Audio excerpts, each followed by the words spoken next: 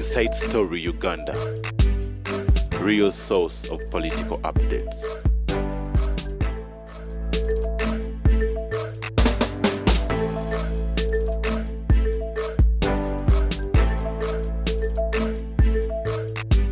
Tamale Mirundi yatuuse dda naye ng'olunaku olwaleero ndaba ali mu ngatto emu ekigere kyabadde ki anti kakati my children who are medical doctors told me you go for total surgery nengana nebangamba bw'oleeta obukadde 7 kakuloti tukakuba kazzemu ne kali grouping kitegeeza kati I must have a total surgery. But the problem I have nze siringa mmwe omugagga afa olumba omwavu lwatafu kati tebayinza kunnongosera ekigere kino mu Uganda. Lwaki? Tekisoboka. Don't you have medical doctors? Andi nkubuulira. Can't they do it? Bagamba bwe nalwala babampadde obutwa kano night yagamba nti muzeeyi has directed bamutwala ebweru nga muzeeyi ali bweru nga taliiwo kano night alowooza nali namumonitaringa dda olumu yankubirako essimu naŋŋamba let us meet in Mbuya ne mugamba nti ku lw'omukaaga tukolere avo mu barracks. They cannot make a love in a barracks.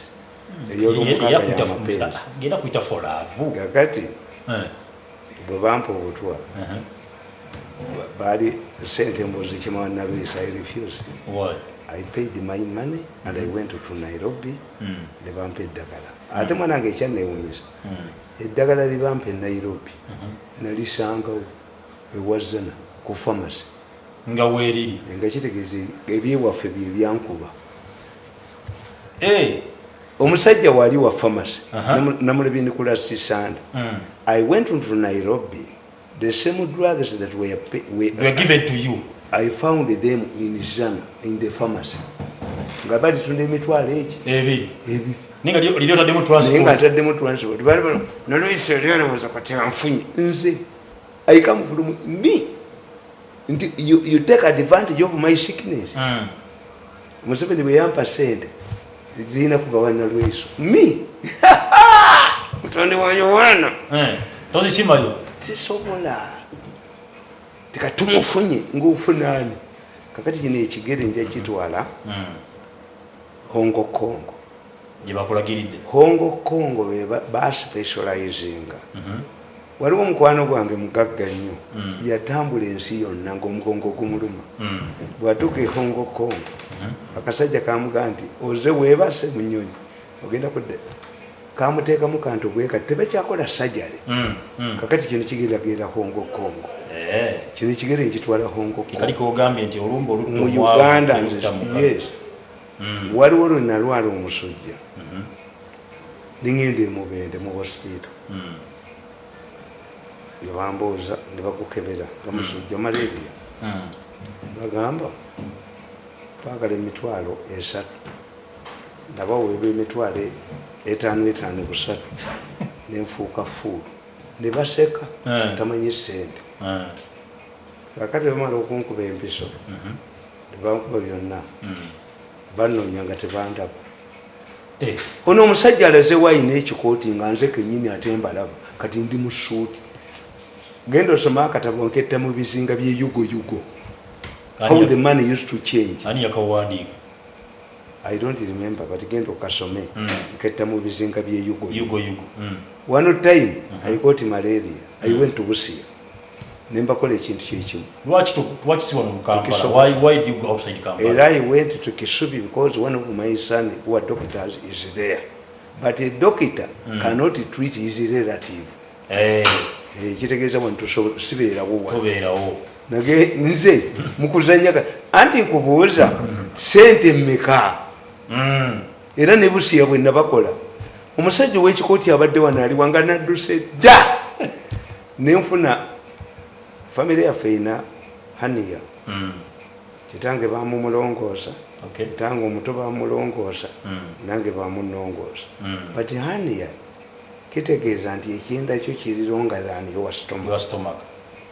Katonda yakola omubiri guli bwe guti kati kifuluma bwe kiti kati tewali kye bakukola kukizaayo bati balina John Popopo yekako bajjako ekyenda ne bamukolera ekirala ekya plastic tewali gwasobola babalimba kikole kitya what you have to do bayinza n'okuwambaza ekinankane bweki kakati munnange nga ngenda ensambya tolya mmere kyagulu tiye dokita bwe yajja ng'akola round mbasasudde obukadde bwange 2 n'ekitundu dokita ng'akebera ku kipande kyange ono ye Tamale Mirundi atayagala federo ng'owulira muganda dokita owulira nazzaako ngoye zange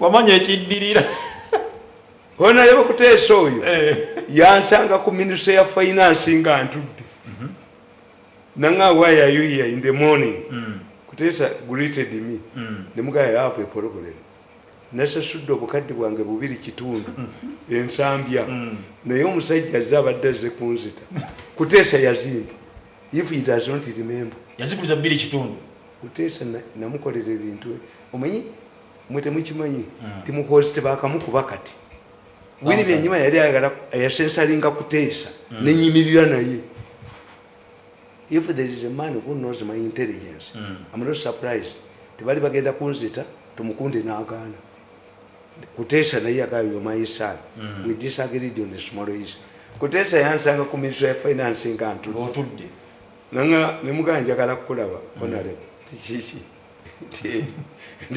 ntadde obukadde bwange bumeka naye babadde banzitiddeyo kuteesa nakwata $1,000 1,200 n'azimba waliwo omusajja tumuyita founder wa DP mugende mumubuuza netugenda fenneemaka emulago nga ntaddeko ekikooti kyange ekikadde kiriko ebiku nagende nenabbubi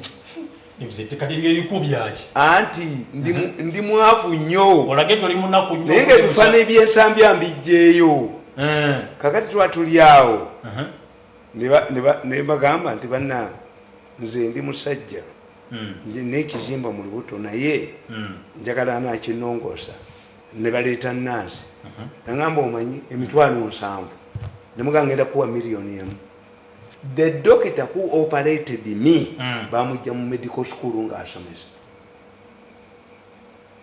najja nakula operation era yaŋŋamba nkubuulire ggwe namubuuza oyagala sente mmeka $7,000 nga nkuwadde akakadde ate nansi nemusimba $5,000 kuba ndi ku miliyoni zakute ndi ku dola zakute 2 bo bampita muki ebiku bitambula ngenda mu theatre ebiku bikola ki bitambula nambuuza naye gwe omwavu bwotyo sente wazijjewa namuganda wange ali ebweru omusajja yaŋŋamba akakovu kali wano ngenda kukola akakovu akatatiisa bakazi naŋŋamba ngenda kusibisa weya za kankalo I know the medical doctor kakati munnange baba bannongoosa saawulira pain yonna owakakadde omusajja abadde asabye ensanvu muwadde kakadde nenansi muwadde meka 5 balina okukulabirira ngenda okugjamu wuzi nansi ayagala kwana jamu andaweya nemuganda andaweya gyesajjamu nga bannongoosa gwe oyagala kukwata ki atizeetize bwasika buzi nakwata ekitanda bwasika buzi kyenva muganda naye gwe mukazi gwe do you know the person you are punishing bampita Tamale nfudde nyabo taddanga mulabo omukazi nansi taddanga mulabo ye nansi yali ayagala kwana ki afunye omusajja omusiru ayina muganda wawuleza ensimbi okuva e Bulaaya kusinikireko yansika buzire zinuma bwansika buzi mbunzijemu andaweya bwatikatika nemuganda igwe mukazi bwotikatika omumanyi yali ejja kunkwatira mu kasenge namutwala emisinde taddanga mulago even the doctor who operated me doesn't know me. I think he's realizing me. This is how I operate. Okay. Waliwo akatabo kyojo Owelo yakawandiika nti bakaita batya eri awandiika ku Balasha akanaka 1940 1980 kundi ako yawandika waliwo akali bakasomanga muri ti incomunicado yakawandika ki ti abalasi basindika abantu botategeera me is only TV that has exposed me in the old age, but there are people who don't believe that I'm the one. Okay. Abantu bajja ne baga nti oli munene namwe mulimba, but you have the same voice. I surprise people. Nti oyinza okunsanga mu kiwala ekimpi, oyinza okunsanga mu kuti, oyinza okunsanga mu ki, mugende musome nketta mbizinga byekweyo. Nyai change. Okay. Kakati that's one. Mu medical kati kino ekigere kitwala Kongo. You are specialist. If the president can help me, all my people, but I cannot go to Mulago. President, waliwo taata waffe akyasigaddewo yali muvuzi wa gundi bimotoka by'amagi mu lutalo bomukono ne bakumalawo. Museveni n'alagira ne musaba n'alagira bamulongoosa ab'emulago bamumasente bo bamulongooseze wano sente bazibbe. Yes, and they didn't know that is closely related to me. The swan is a cars. Muzukulu wange yafudde. Nagenze emulago. Nenga tebamanyi the only person who identified me. Yabadde mu ggwanika liri eryeri. Bamuyita Bakayongo. Is a Kobe man. He looked at me.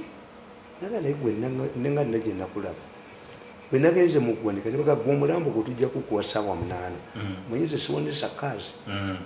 Nimpalikira nazi wano nenkola saabalaze nti yenze tebajje omulambo bagutuwadde essaawa 10 was buried almost at 9 but is a salongo is buried at Bumbi but I even abused I quarreled at the mortuary ngache chikuyombi anti I know the police regulations police regulations zikugamba omulambo tekutwalibwa watali kofini mumulowooza nti emirambo gy'abasiraamu abafiiriddwa abroad jijira mu jeneza.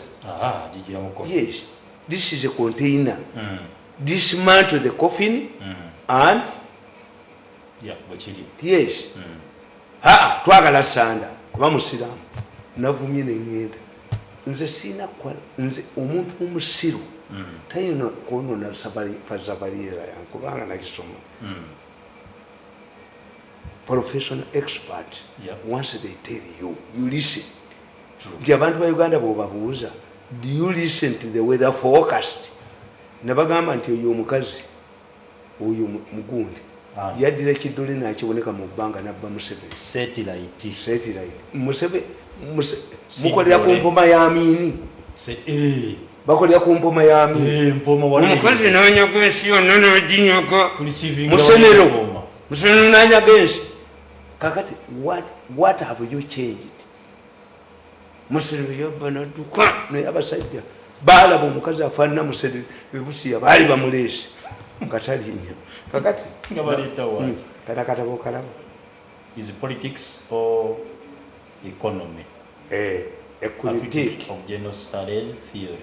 Kanfulumi naye nina okukabwako Sale kubanza amwe discussant. Sale yampita nangamba nti the problem in Uganda is the economy, not the politics. This is what I've done. Ate mu nnimi zonna is it politics or kastamalo kaapuluvinga Sale akimanyi nabwandika akatabo gundi president amba ne printing press kati printing press empya gye yampa olakakamba nakano kalwebamba nekagiwa New Vision. All of those 5 acres were mine. Museveni yali ampadde yika 5 mu investment. This man cannot have money. Uyinza okulwana nange n'osinga kakati nabakali akabumba tutu kabukezi mbu Ssemujju yalwana. Ssemujju avuddeyo. This is Ssemujju is Ssemujju a member of NRA? Don't you remember that the Ssemujju is the man who was hired to destroy Gund? Speaker. Ssemujju? Yes. Nyito kuba Ssemujju. Speed control. Nasema nawe makerere. Ssemujju. Twali nyito kwogera abasiramu ne bakuba. And I've recorded you. These idiots and Ssemujju doesn't know that the speaker ranga me. Anita. The speaker Anita ranga me. and I know what we discussed because I'm likable by people. Nafuna problem mu family. Ng'omwana wange alina operation ya million aka. Ana. Nenjogera nti omwana wange alina operation ya million aka. Ana. Speaker yazimpa oyo omukazi gwola. To my son to go into a complicated operation.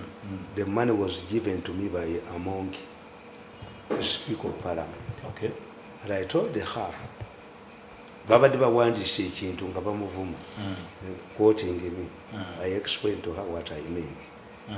Namuganzo oyo gwolaba yantwala mu togikwata kugikwateko mu constituency ye. She had never received the turn up the oyo gundi prime minister yampita ewuwe nga bamutwala ennaku ezi. But because me I look far nagana okusulibwa nabbanja lwaki anti balirowoozezaamu birala navuganga mmotoka yange nekumwewe Kampala nezireye bukumiro. Yes, me I very friends nalabye bano nga bagamba when I give him this man Mirundi is a very complex character. One day will wake up annoyed and attack us. You are stupid. Why?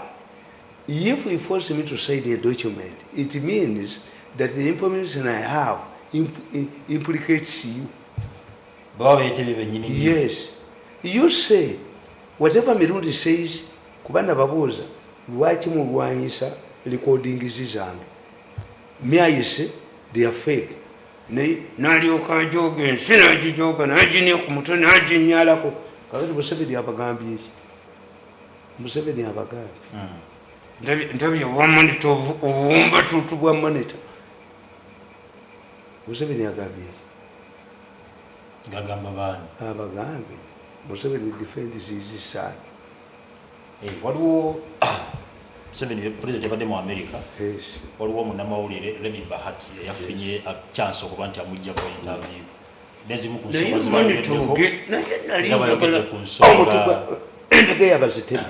bayogedde ku nsonga General Oscar Lugaba okuba nti mukulembeze akyayi serving army officer naye atayingira mu magye. President yagambye nti ayitaka kugaidinga so si kusiba. Nebuuza Mzee Tamale aleka nkubuulire Mzee Tamale mu Busiraamu nga tumukunde yasibwa mu Busiraamu muyina ezambi eddene nga Ssemujju yasibwa ne mu Katoliki nga Kiza Besigye yasibwa onayiwa kugaidinga ono nannyini nsi abatawanye eggwanga bali bataano abalitadeko ennagisi yaabwe. You're diverting me from the issue. Museveni will defend his son at all costs. Why? He knows the people. Oluto omwana luba lwakala nnyina. That's why bonna bakubidde kalwebamba yakajjeeko kalwebamba ako kaminisitule akabadde kaminisita ka investment yagiwadde Lwabongo kati ko ka secretary kalwebamba kulumba mukozi kalwebamba beti kamya mujjeewo. Are you sure? Anti mukozi kati yabuuliza defense. Why would you fear? Yanonyereza kunguze oba boogedde nti mukozi agenda okubuuliza defense. Why you panic? You people, you fail to study logic. Mu magye ga America buli muserikale azanya chess. You must study logic in the army. If you say Museveni has appointed Mirundi as a Secretary General, why do you panic? If you are panicking, then it means tola bakino kipulu male bamulikisa azana kola yije barase dokukankana abakulu wao bakankana. Museveni ka dio omuhozi ntukula yije oyinza kuba omuhozi ate nze bakula yije gyembasasirako abo bonna. I've been watching these people and I have recorded this. Even the last meeting, Kulegi does not attend. They don't attend. Abasajja banoonya bugagga bwabwe bali bana. Abasajja batawanye eggwanga lino bali bataano. Meeting zaabwe gwe Kulegi tolinyayo. Ono gundi Lwebamba tolinyayo mu meeting. These people planning to free one day. Olira bakiwanuka nga yaliwo wano nga abantu ne bamufungana nga bali badduka dda. Kakati babuulira ne bagamba akatabo kano njakkawaako ku ssale ensonga eyo komekereza olaga nti President Museveni is defending his son. Obviously. So bino bwe tugasoma balina beef yamugamba concentrate on investment and you must collaborate with the sale. Agamba anyo yena n'agenda kyobula mukozi yagamba tufe tuli ku lutalo bannannyini abakooto nabagambye mmwe Kulaije were informed. You going to dig out what happened in Chad when the Bako tried to fight Omwana Wewaka. Kulaije. You going to find out what happened when in Ghana Bakwata Jerry Rawlings flight lieutenant. A lieutenant were there no generals, the general champos. Kulaije. Abo bajja kudduka kyobula bambadiriza soba ndisale ezisoba kati zidiscussa nti wasale fetwagala kukyusa gwanga kulijja mu busiru bwa politics kakano kafulumbye ngenda kamutwalira. But when you talk about politics and economy, akati the intertwine balonga kano kabuulira okalaba nakawandika nabagamba nti Museveni bagenda mu bakalulu Museveni in 2021 polls what will affect Museveni ngenda katwalira sale Wednesday, January we are two intellectuals in the country. The intelligence tuli babiri ne sale intelligence yangambye nti yatunza ba professor ebigezo ne babikwa nuwagaba you were paper tiger nuwagaba you were paper tiger sije yakuba tebasoma history kati katakatabo kalabo nakawadikadi ebyafaayo bya Buganda nakawadikadi okuva 1890 ata ako kali ne kugundu 66 ato tobikawo yani manja kula unakuli wawandika akali wano kali ludde abasooka bw'oba tomanyise story sale impressed me if you don't know the history tosobola kwogera nuwagaba you failed the exams. The embassy boss failed the exams.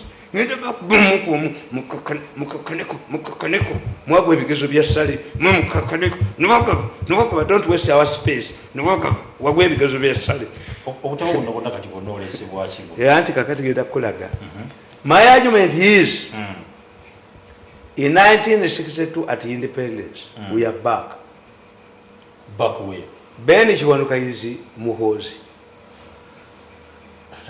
The NRM. Tuze mu 1960. Ben Kiwanuka is Muhozi. The governor is Museveni. Obote. Oyo ajogenya, oyo ania ku bantu ania, anyala na ania. Nalowooza fenda tulimbwazi. Oyo. Kati yobote.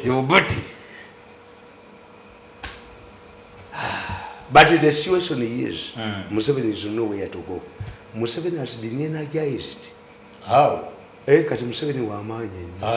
Nabaga nti nze yasoma international relations. Museveni is a lucky man. Why? Kirita besi yagenda mu America. Twin Towers ne bagikuba nakomawo ne siranizi. Kakati tudde mukubye buli kintu kyonna. Ne mugamba nti Muhozi tumuyindicting because you are already indicted ko organic case. You were indicted. Tumira jumuyinza kulinya abatta abantu organized. Naye amwa eyo mindi yange nyini Mzimbala. Give him my man and I go. But this man, Zimbala. Kakati. What happened? The Baganda made all efforts to ensure that Benny but has not. Two, the Baganda Kabaka could not produce a leader. Like these people who are fighting in Muhozi cannot produce a leader. And tied up for back opposition. Kabaka did not have a follow back opposition. Okay. What did they do? Kagati. The spark of in their attempt to fight Benny Kiwanuka, the way they are fighting him was they sided with Obote. The Baganda could not produce a leader. In fact, also Obote. ono ate ye kirala ono yajoga abantu kirala egrupu y'abantu abataano eganga obufayo enye ku bantu ebanyalako eyakola okuwamba obukulembeze soboti mba muwadde kinene nnyo ono soboti no ono ye tayinza kusucceedinga kakati what did Obote do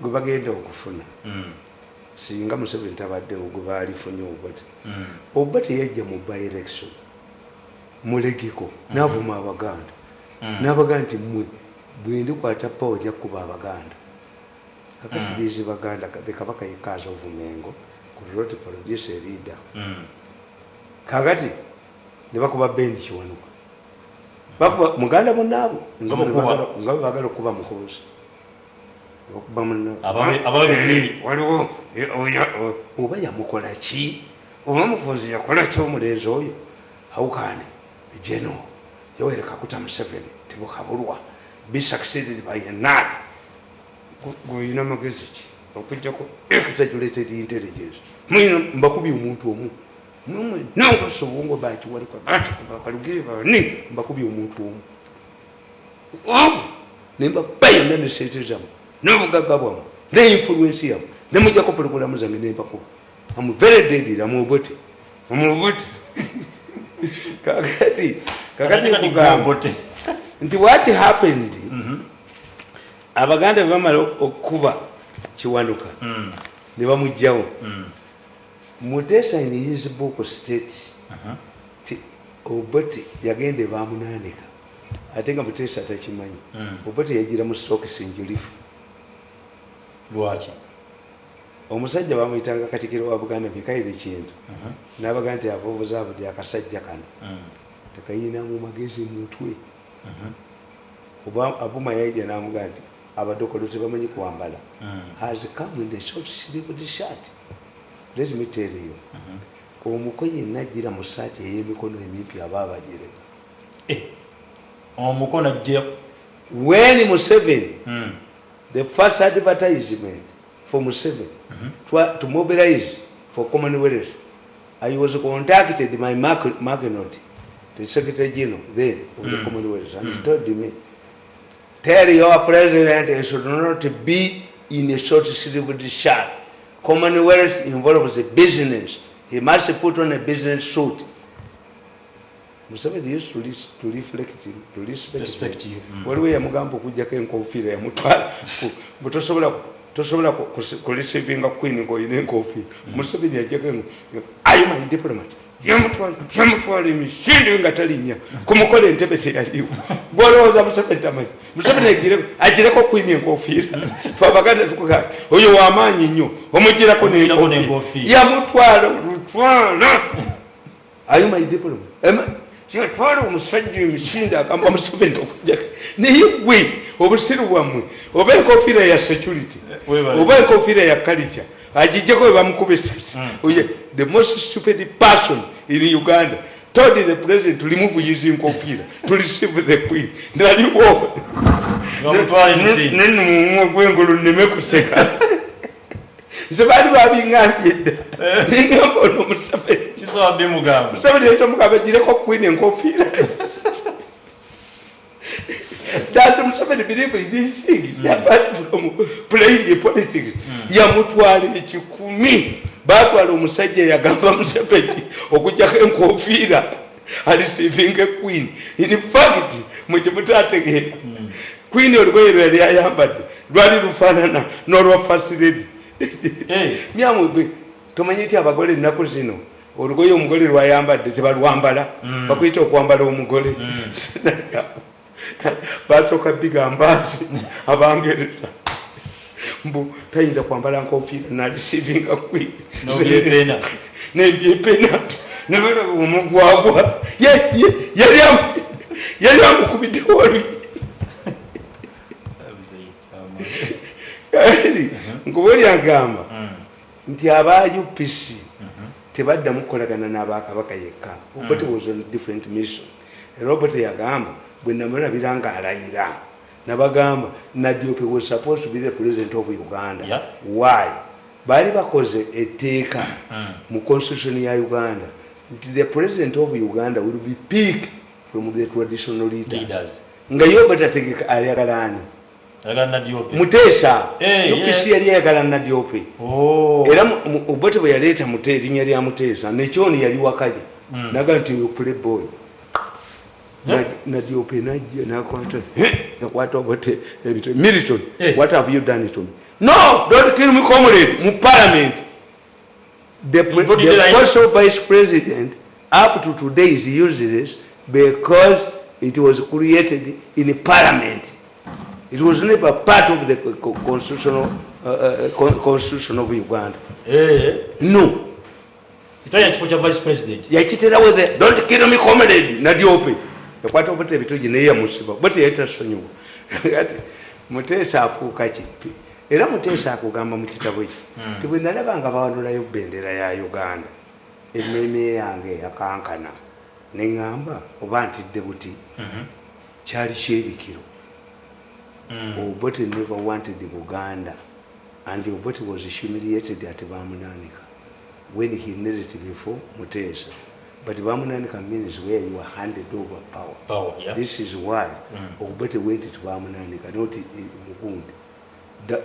Katikiro wa Buganda kintu namuga nti akobuza budi this man akasajja katujereza kajidde mu stocks njirifu ne short sati ya economy ndika kiwano gundi n'abagamba yali Katikiro ti akasajja katujereza tukoloka ne muganda munna abuma yegenaga kintu awuthe mwizisina hiro kintu awuthe they call us mad people kintu awuthe abatakola bamenye okwambala kubanga Obote yali ava dokolo beba dokolo okay kakati bwe bamala okutuuka mu Buyinza I told you the struggle nti gundi Kakonge Obote yamukuba naleta kulesa ibengera ne bagala omukuba kakati after the fallout between the UPC and Kabaka yekka Paulo Muwanga decided kuba ekifo kye yali akiwaddeyo Paulo Muwanga yakwata ekifo kye n'akiwa Kakonge yende bamuwa obwambassador e Misiri. Okay.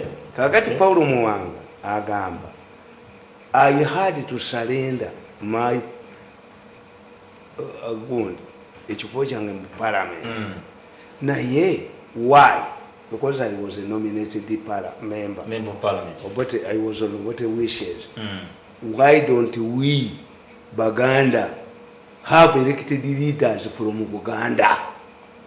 Then Muwanga started UPC Buganda. Okay. Muwanga UPC Buganda yagitandikira awo. Yagiddamu gwakubiri. Ngali minding Obote. Muwanga yakwata ensonga 17. Obote ziyambisa okuba Obote n'ateekawo UPC Buganda jinja yiganga. Ours is a part of ideas. Ngechibina chifa because Obote used to enjoy in the 60s. Abantu badaba jange we afukenga yabita. Okay. Yeah, that was wrong. This time it was wrong. Kakati we batandikawo Paulo Muwanga convincing Obote we must compete with the Kabaka in Buganda and the Democratic Party. Why? Muwanga had seen if he had come as an elected MP from Buganda yali baditawayo kifo kye Kakonge. We must have representatives from where? From Buganda. Let us start UPC Buganda. Ho! Chebaba kola. Kankubuulire. Ebikolobero Kabaka ebyekka abaddipi biwero. Kabaka yekka kye yakola responded with violence. Kabaka yekka was the Baganda use violence. Niba tubabole oyo nganda nganda ngenda kuba nganda ngubu ino Luganda ne nganda. Why does the numbers avoid me? This grew up in my hands. Ngenda bila nganda yakubakataga kulunu tujja kuba na muganza. I want it bakuwana kulunu ogenze kan nganda agenda na chankalaja police ntegenda mukuba tagiya gas tekubayo nganda is dead. I'm going to expose nganda nganda layiro le kanivero nyizo kugira ekigambo gwe nganda abasiramu ne bakkuba twaberanga fena nkumanyo nganda layiro le kanivero kakati kubulya n'okugamba ti UPC betandikawo offices zayo mu Buganda Kabaka yekali reacted by violence netamanya they reacted with the violence against the Democratic Party why it was not in power. They were supported by UPC. To now, after antagonizing the Democratic Party, they were antagonizing the UPC. That was in power. The governor had tolerated the arrogance of Uganda. Why? We have what you call the law of essentiality. At that time, Uganda was essential. In fact, the Uganda law of essentiality has been demolished by Bobby Wine. The government Museveni cannot now fear Uganda. Why? Atibamu mobulu na awangula. Are you still important? Uganda mwamumma. Ne yasigala position. Nobody area take it into muliku violence.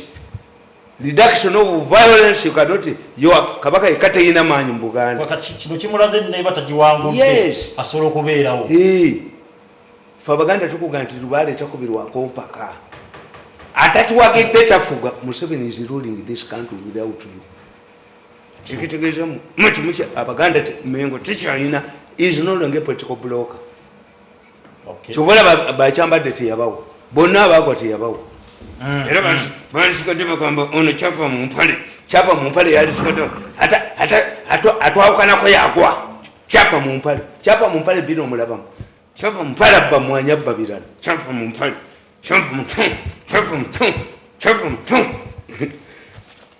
Atia Buganda bale bajijjawo.